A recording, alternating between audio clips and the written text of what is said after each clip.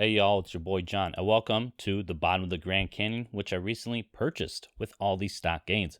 So how was I able to purchase the bottom of the Grand Canyon? Because I finally found the secret indicator that predicts the bottom of the market.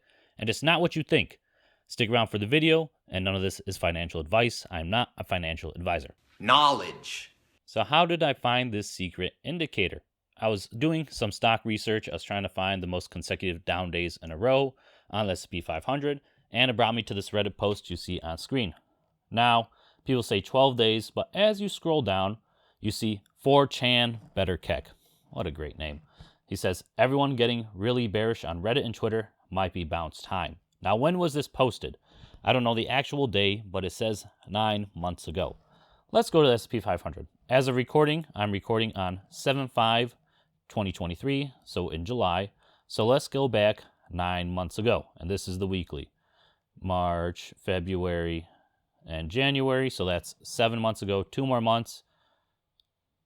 December, November, around October, right? Depending on the post, I don't know the actual day. But if that post was posted in October-ish, November-ish, look at this beautiful stock market bottom as of now. Timed perfectly. And what did 4chan Better Kek say? Everyone is getting really bearish on Reddit and Twitter. It might be bounce time. So what does this mean? This means social sentiment is a huge indicator for bottoms and tops. And we've seen this multiple times before. In my personal life, in March, right around here when it was dipping again and everyone was freaking out thinking it's going to a lower low, my one friend does not talk stocks. What has he said to me? I think it's going to go a lot lower. What does that mean if my one friend that doesn't talk stocks wants to suddenly talk stocks to me? It means he's been consuming more media about stocks, all the fake news on TV, all the paid propaganda. He's been looking at more social sentiments, and he's not as clued in. So what does that mean? Oh! Oh! It went to zero! Yo! He's the perfect indicator of exactly the opposite of what to do, because we know the media feeds us all this crap and is generally what we shouldn't do. When we're fearful, we should be buying, and when we're greedy, we should be selling, right? We all know this. So when my friend that doesn't talk stocks is getting super fearful, it means he's a good indicator because the news is filling him up with all this garbage. And I would have timed that bounce perfectly if I actually went in when I thought about that. When I thought about, he's telling me it's going to go lower, so it's probably going to do the opposite because he's keyed in to the news and the propaganda on TV. Look at the traders that are sheep. Where are they going? And it's probably good to do the opposite direction in super fearful or super greedy environments. We know in the stock market, everything is priced in, which you can see on this post, which is hilarious if you haven't read it.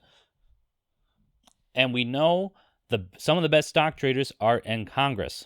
Why are they the best stock traders? Do you think they'd be actually working? No, probably not. They're having their insiders getting them good stock picks because they're actually informed what is going to move. The TV's not going to tell them that. Random Reddit posts aren't going to tell them that. We know the game is rigged. So we know when our family and friends are starting to talk about things, we're either near a close bottom or close to the top. Same thing with the crypto bull run last year, right? When was everyone getting involved, buying shitcoins? People that never got into crypto. Right around here, right near the top. February to May, and then everyone's freaking out again in October, right? No one was talking about crypto at the bottom here. Everyone thinks it's going to zero.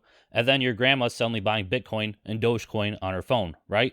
That's near the top. When Dogecoin is going on SNL, that is near the top. It's all priced in. The SNL didn't even make the pump. Everything is priced in.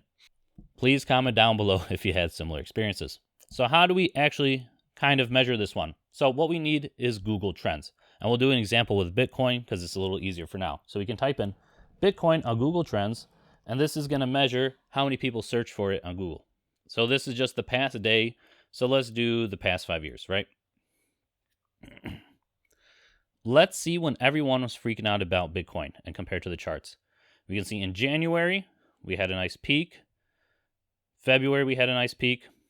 And then in, if I can get the stupid date, May, we had a nice peak. January, February, May of 2021. Let's see where this coincides with. January, nice peak. February, nice peak, right? And then May, right? So this whole area was the peak. And let's see the second pump was in November-ish. Let's see our searches. Nothing. Nowhere near amount of search volume as compared to the first initial run. So that can mean double top, right? You can see everyone's coming in, all the sheep are coming in, everyone is starting to Google Bitcoin, and it's at 100 for the search volume relative to the previous 5 years. So you can tell this is just other people coming in, pushing up the price, so you know it's probably time to exit soon.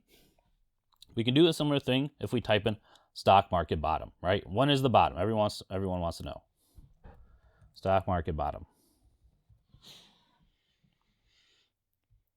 Let's do past 5 years. And look at this. March 22nd, 2020. 100, a huge bounce. So let's go to SPY. March 2020. Oh man, everyone's looking for the stock market bottom. But everyone thinks it's going to go lower, right?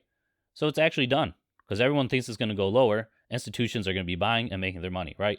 So the sentiment was everything's going to crash. Everything's going to go back down to 2015 levels, right?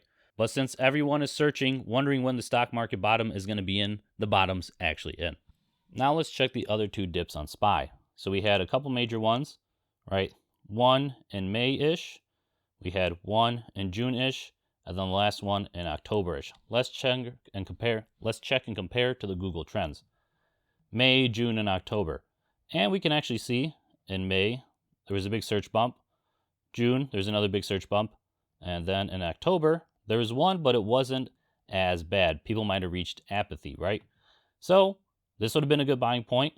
This would have been a good buying point. And this would have also been a good buying point. So we could have used these search trends to see major spikes. They'll be like, okay, it's time to buy because everyone's searching for the bottom and then they don't think it's in when it's actually in. So Bitcoin, this worked super well. SPY, not as good, but still pretty well. So we can gauge a lot of things based on social sentiment, what people are searching on Google Trends. 4chan Better Keck would have made people a lot of money if we followed his advice on Reddit 9 months ago. So how do we utilize this advice now?